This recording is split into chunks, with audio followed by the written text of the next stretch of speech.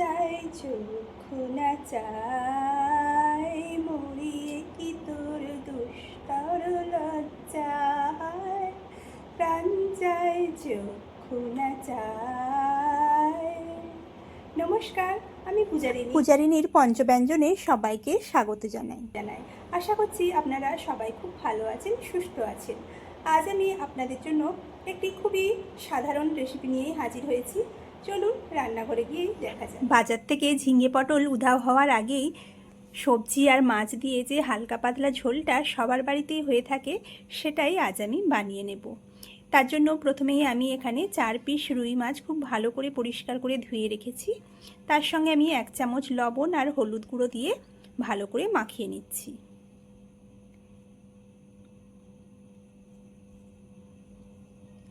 এরপরে আমি নিয়েছি সবজি, আলু, ঝিঙে, পটল আর পেঁপে আমি লম্বা করে কেটে নিয়েছি। এখন গ্যাসে একটা কড়া গরম করে আমি সর্ষের তেল গরম হলে মাছগুলো ছেড়ে দেব ভেজে নেওয়ার জন্য। মাছগুলো এক পিঠ ভাজা হলে উল্টে দিচ্ছি অপর পিঠটা ভেজে নিতে। মাছগুলো আমি 2 থেকে 3 বার উল্টে পাল্টে মোটামুটি লাল করে ভেজে নিচ্ছি, তবে খুব বেশি কড়া করে আমি ভাজছি না। তোমরা যারা বেশি কড়া করে মাছ ভাজা পছন্দ করো তারা আরও কিছুক্ষণ ভেজে নিতে পারো।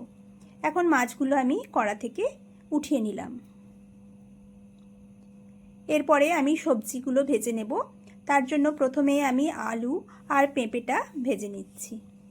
তোমরা চাইলে সব সবজিগুলো একসঙ্গেও ভেজে নিতে পারো, কিন্তু আমি এখানে আলাদা আলাদা করে ভাজছি। গ্যাসের ফ্লেমটা হাই করে আমি 2 থেকে 3 মিনিট সময় নিয়ে সবজিগুলো ভেজে নিলাম। এখন কড়া থেকে আমি আলু আর পেঁপেটা তুলে নেব।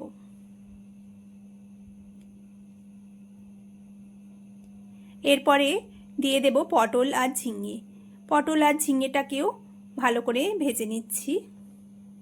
তবে এই পটল আর ঝিঙে ভাজার সময় একদমই কিন্তু লবণ দেওয়া যাবে না, কারণ এটা নরম সবজিগুলো। এখন দিলে তাহলে সবজিগুলো খুবই নরম হয়ে গিয়ে কিরম একটা মিইয়ে যাবে। সবজিটা ভাজা হয়ে গেছে, আমি কড়া থেকে তুলে নিলাম। এরপরে এই কড়াতেই আমি দিয়ে দিচ্ছি 1 চামচ 5 ফোড়ন আর একটা বড় সাইজের পেঁয়াজ কুচি। পেঁয়াজটাও হালকা করে ভেজে নেব। আর এই সময়েই আমি দিয়ে দেব 1/2 চামচ লবণ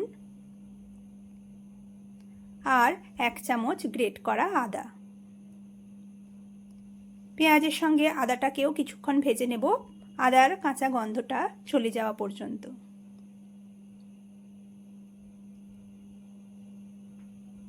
কিছু সময় ভেজে নেওয়ার পরে এখন আমি ভেজে রাখা সবজিগুলো দিয়ে দিলাম। এরপরে সব কিছুকে আরও কিছুক্ষণ আমি মিশিয়ে নেব নাড়িয়ে চাড়িয়ে। এরপরে দিয়ে দেব সামান্য একটু লাল লঙ্কার গুঁড়ো, 1/2 চামচ হলুদ গুঁড়ো আর 1/2 চামচ স্বাদ মতো লবণ। এখন সব কিছুকে আবারও একবার মিশিয়ে নিচ্ছি। এরপরে দিয়ে দিচ্ছি আমি এখানে পরিমাণ মতো জল। তোমরা যে যেমন ঝোল রাখতে চাও সেই মতো জলটা দেবে। আমি এখানে মোটামুটি 2 বাটি জল দিলাম। এখন ঝোলের সঙ্গে একটু মিশিয়ে নিচ্ছি সব কিছুকে। এখন ঢাকা দিয়ে আমি মিডিয়াম ফ্লেমে 5 থেকে 10 মিনিট সেদ্ধ করে নেব।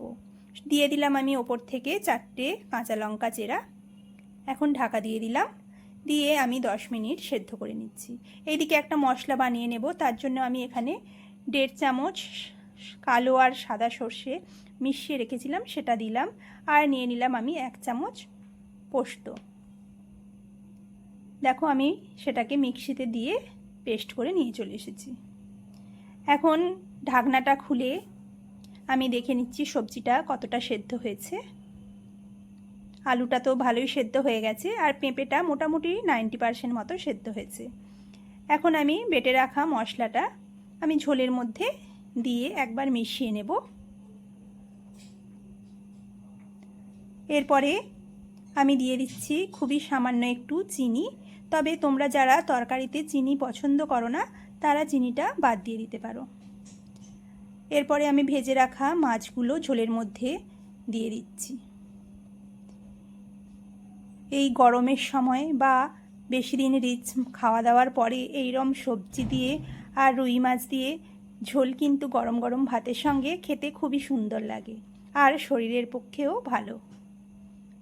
এখন ঢাকনা দিয়ে আমি লো ফ্লেমে আরও 5 মিনিট ফুটিয়ে নিলাম।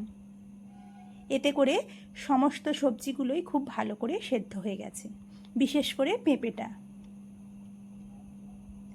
দেখো একদম রেডি আমাদের গরম গরম ভাতের সঙ্গে খাওয়ার জন্যে রুই মাছ দিয়ে আর সবজি দিয়ে পাতলা ঝোল।